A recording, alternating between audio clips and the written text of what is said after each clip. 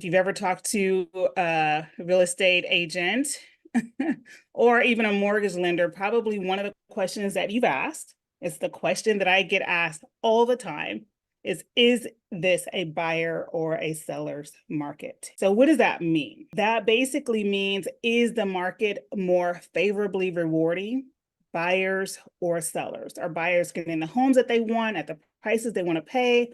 Or sellers selling their homes at the price they want for the property?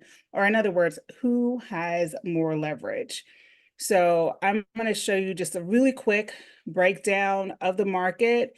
The deck right now is showing California overall. That's the blue, the entire MLS.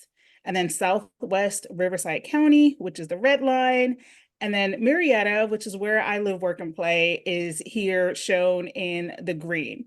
So what you can see is, depending on the lens that you're looking through, whether at a national, at a local, or at a hyper local level, you're going to get some different information. And that is basically the point of sharing this, is that whether it's a buyer or a seller's market, it's going to be time specific and location specific, and based on the housing inventory and saturation rate. So it may be a buyer's market one week and a seller's market the next week. And it may also depend on the neighborhood that you're looking in.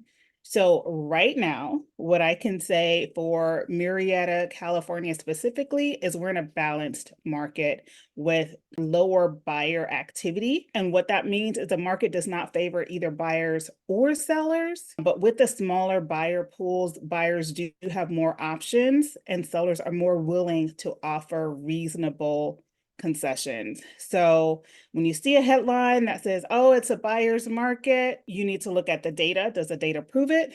And then, is that relevant to your situation? Because if you need to move in the next 60 days, it kind of doesn't matter if it's a buyer or a seller's market, right? It's dependent on what your circumstances are that are going to drive what's important to you.